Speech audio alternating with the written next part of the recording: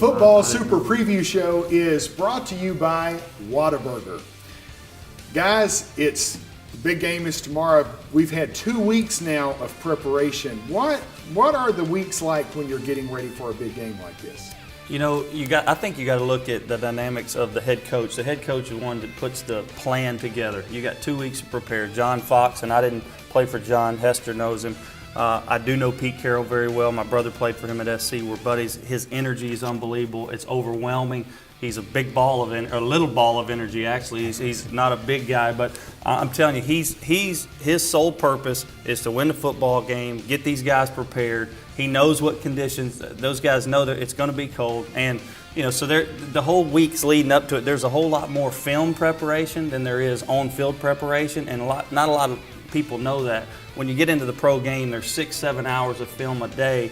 In the college game, there's not near that. It's all on the field stuff. So he can install so much more. I think that's why guys like Pete Carroll or Harbaugh, they like the pro game because they can get more of their installations in. They can teach more. They know a whole lot of football. And these players can gain a lot of knowledge from these coaches with having 2 weeks to prepare. So it would be fun to see what Fox prepares and what Pete Carroll does to prepare for these ball games. I'd love to be in a locker room with them. There's a lot of hype during the week, and really the preparation week is the week before. And Josh is right. They spend just a mass amount of time with film, and the fundamental preparation for the game is done indoors at their facilities.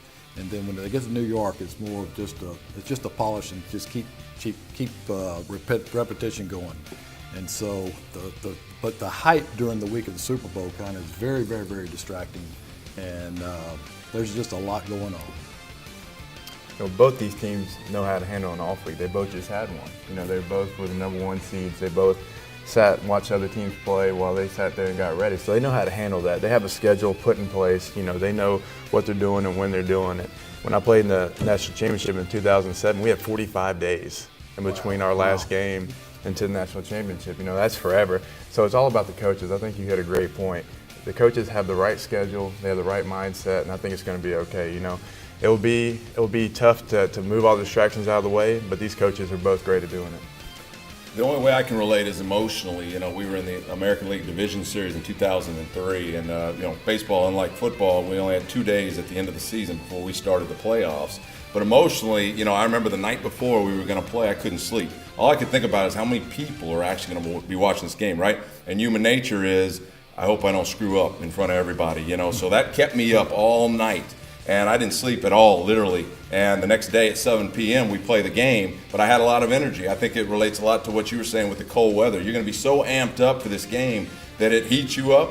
It turns you into like the old story you hear about the mom that'll lift that car off of her baby because she's just, in this supernatural state. You kind of have that feeling. And I think in the playoffs it either elevates you or it drops you down and breaks you.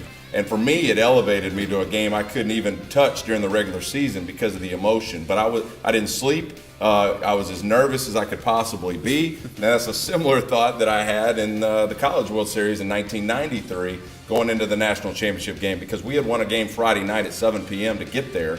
This national championship game was at noon the next day, and the same deal. We didn't sleep at all. But yet, at the game time, I was as energized as I could be, and we rolled through both of them, actually. We beat Oakland in the division series 10 years later. So it all worked out for me. But emotionally, it's rough. It's rough.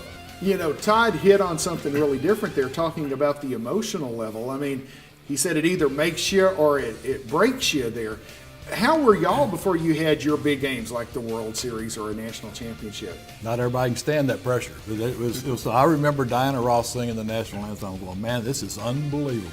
You're in a state. It's kind of like you're in another level of living. Well, I tried to take it like it was a normal game for me. I tried to do everything like I normally would leading up to the game.